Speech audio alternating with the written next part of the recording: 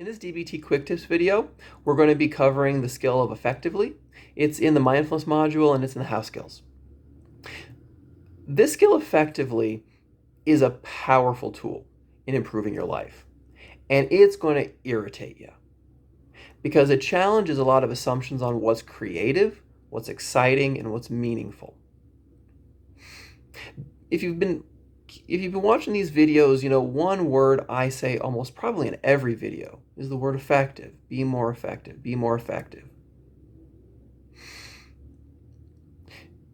Number one, that's because a part of DBT is not being judgmental. It's not a good idea. It's not fair. It's not in the spirit of DBT to say things are bad, horrible, all these judgmental labels. And number two, it's very hard to measure bad, but it's pretty easy to measure what's effective. It doesn't have the stigma. It's more case specific. The idea of effective, it's easier to sense how it transforms from effectively washing your hands to effectively getting a job to effectively going on a walk. It's more intuitive when we use that word, that those contexts demand something different.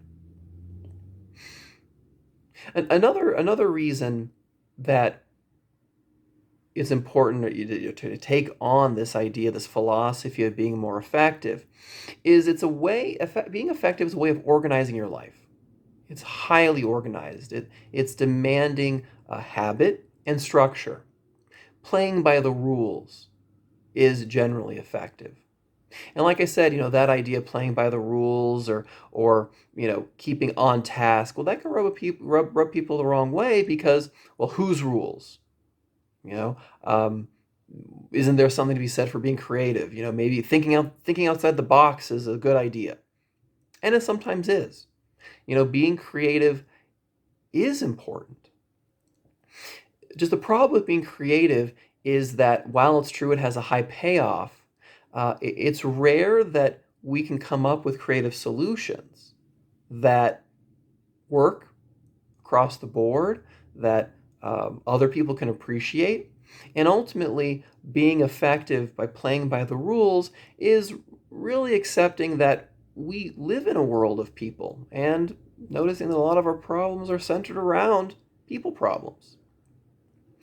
And that by playing by the rules, well, people know where we're coming from. We can predict where other people are coming from. It makes social interactions a lot easier because they're more simplified. And especially in high emotion situations, the more complex something is, the harder it is to track. Next time you're furious, sit down and try and do some math problems. Your mind won't be able to do it. That when we're angry, we assess things less effectively.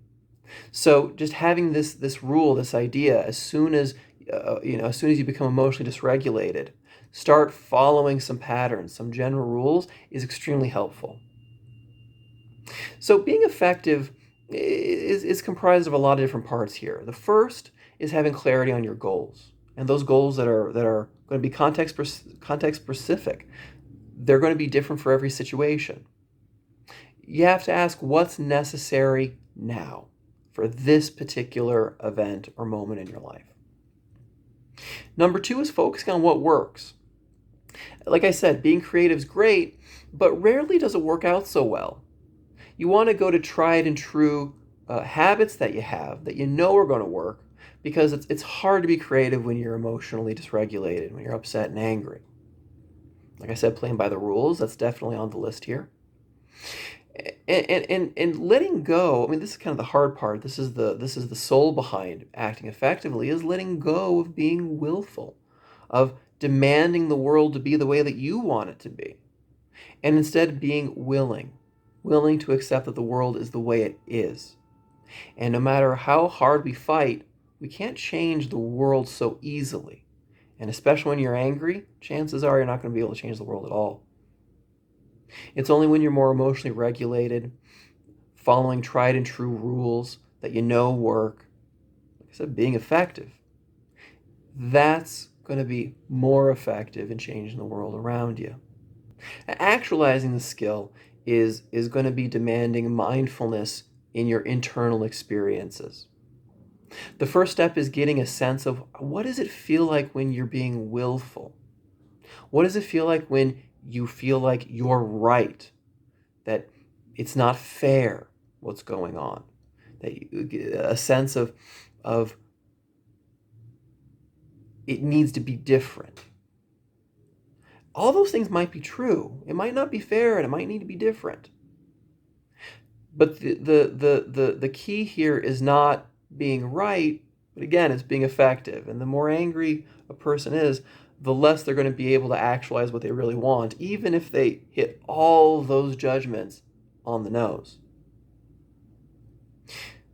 So number one, whenever you start noticing what it's like when you feel you're right, simply asking yourself, is this effective? It can be powerful in reorienting yourself towards better behaviors. Another tactic here is when you notice you're using the word unfair or right, to try and replace it with effective. It feels different. You'll notice the difference between, well, what does it feel like wanting to be right and what does it feel like wanting to be effective? All of a sudden it changes the tools in the toolbox you're pulling out. Another skill to use is getting your body on board. That when you notice you're being willful, getting your body to be more effective is, opening up your body, almost as though like you're opening your hands to receive whatever the world is giving to you. That can be very effective. Getting in touch with that feeling of the world is the way it is, and we have to accept it as it is first, if we want to have any hope of changing it. So those are a couple of different tactics that you can draw on to be more effective. And the more you practice it, like with all the mindfulness skills, the better you're going to become at it. If you like this video, you can go ahead and give it a like or share it with your friends. And if you have any thoughts you want to share or any comments, you can put those in the comment box or shoot me an email. And you can support my work on Patreon.